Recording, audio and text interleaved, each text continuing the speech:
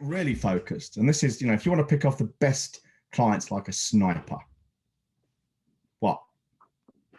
I just like the transition. If you want to get really focused, I just liked it. It was smooth.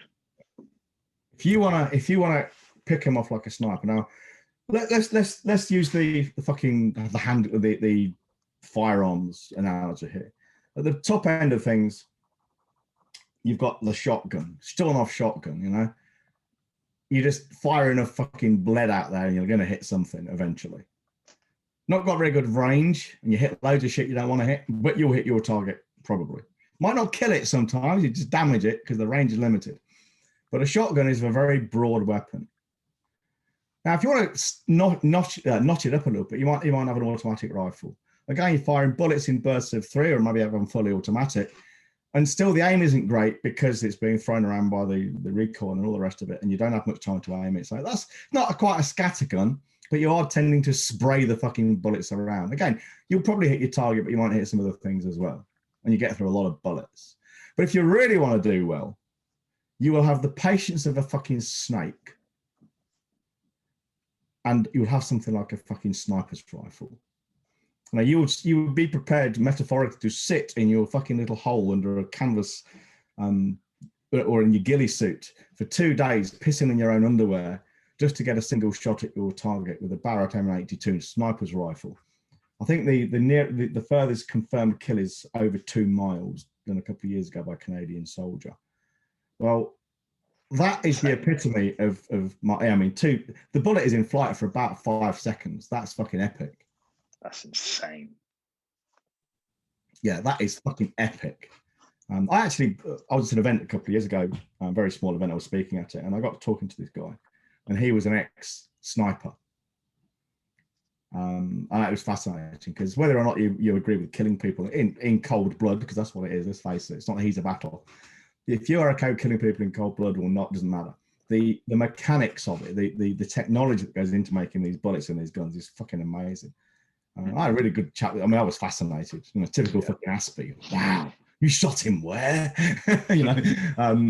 But we call our bespoke system, the one we're still developing, the M82, after the Barrett sniper's rifle, because what you do is you choose your targets, literally, man by man, woman by woman.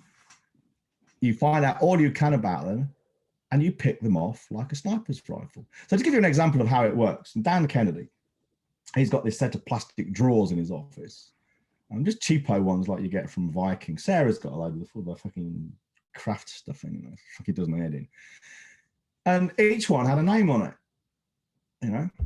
And what he would do is he knew these people. He'd either researched them himself, or he knew them, or maybe if in our world or your world, if you listen to this, you might in construction. If you might look at a postcode area of affluent people, 1 million plus houses. You might then find their names on Facebook, and you might do some research on them, and eventually you build a portfolio of what they're like, what car they drive, whether they've got children, all these kinds of things, to find out what their interests are. The guy at number 16, he goes fishing every weekend.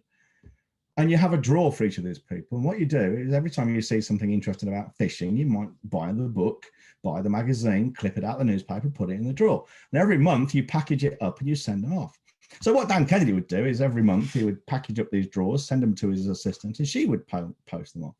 So every month these people are getting extremely targeted, non-salesy stuff for the most part from this guy.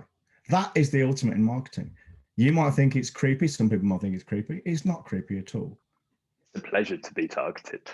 Yeah, well, you were very upset when you found out you wasn't targeted. I'm going to go for a wee whilst you carry on. This is how Dan Kennedy got me into a day's consulting at 5 figures, and then also into doing an event with him probably 4 or 5 months later.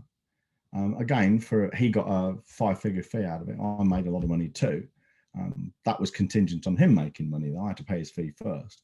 But he got me like that because what he did, I used to send him, I used to do a published newsletter. I'd send him a copy every month. And then I sent him a copy of my book. So he knew who I was. I was on his radar. And this is why I did it, by the way. And he picked his moment, and he sent me, I mentioned in one of my newsletters, because he did read them then. He said he read them. He read in one of my newsletters that one of the things I want to do is be a published fiction author. And this is vanity, pure vanity. I want to be published properly, not vanity publishing, not for money. I don't care if I'm getting money for it. I want to be published by a publishing house. So that's just one of the things to tick off my bucket list. He saw that, and he responded by sending me a copy of his own fiction book with some unsolicited advice on how to go about it. And then at the end of that, he said, now to business. And that's what kicked it all off. I've been reading your newsletter. Why don't we do something together? And that was it.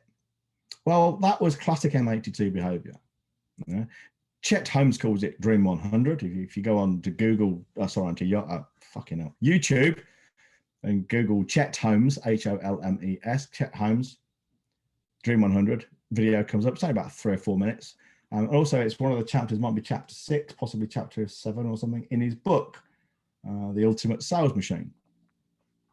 The book itself I find quite irritating at times, but that one chapter is pure gold.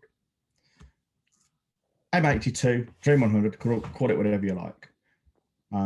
That is how to get the best clients. It's work. It's relatively more expensive than anything else, because again, I'm not going to share too many details because it wouldn't be right. He's paying us, and he doesn't want his IP spreading around the internet. But we've got a guy who's doing this now, and things, you know, he's selling stuff at multiple times market rate just because he does things better. He targets people. He delivers things in nice leather bound folders and stuff instead of just throwing it in a fucking envelope or a used condom packet, you know.